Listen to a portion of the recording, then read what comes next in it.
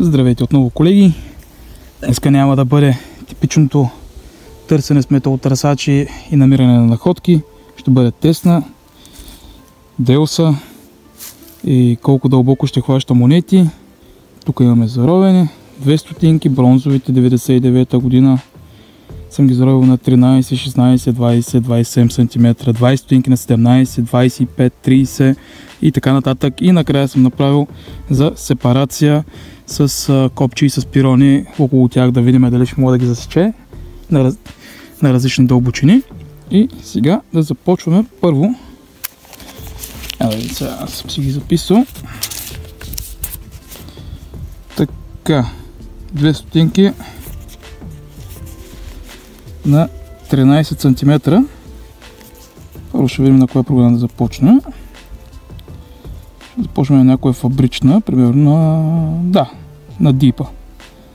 Дипа фабрична, ще усилим малко чувствителността на 98 и нищо друго няма да пипаме. Не, може да бутнем честотата на 18 кГц, ще засече по-добре по-малки предмети като монети.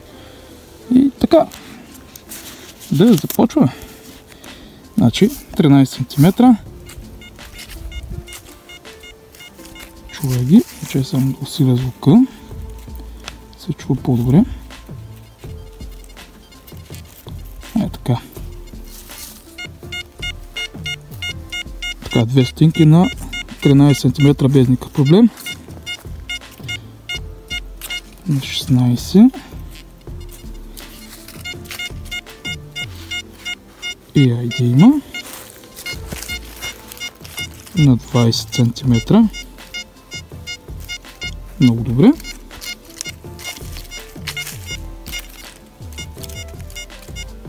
На 27. Пак ги засече 2 стотинки. Супер! Сега минаваме на 20 стотинки. Тук започваме от 17 директно. Без никакъв проблем. 25. Само в едната посока нещо се затрудня. Ага, оправи се. Добре. Така, 30 см. Чува ги, но без айди. Ето, да видите, че няма нищо друго тук.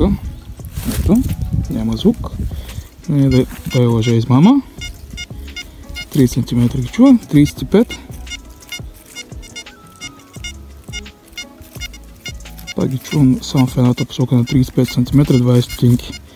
Като имате предвид, че това е малката сонда, 9-инчовата и която не е X35, е баш старата, нали, оригинала.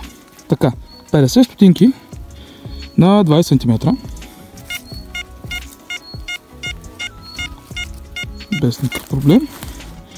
Така, 25 см. Без никакъв проблем. Да кръстосаме, пак си е точно. Така, 30 см. Чува си. Като смъкна даже малко, даже съм надигнал в момента. Не съм потвал реактивите, ако бутна реактивите, най-вероятно ще ги хване по-добре. И така, вече тук са. Сега имаме заровено копче плюс пирон. И двете са на една и съща дълбочина на 17 см. Едно до друго, долу съм начертал разположението на пирона и на копчето, как са в земята.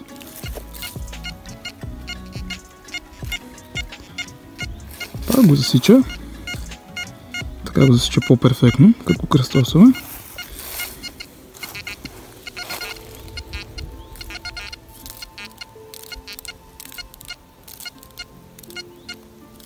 Така не. Добре. Така, сега имаме два пирона около едно копче, разположено в тази конфигурация. Така ги чува в тази посока. Така ги чува перфектно. Без никакъв проблем. Завъртим малко. Пак го чува. И така, имаме на 17 см вече. Че беше следващата страница. Така, 17 см 3 пирона. Една и съща дълбочина. 17 см.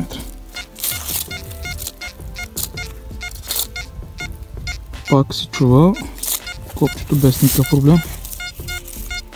Ето така даже го чува най-добре.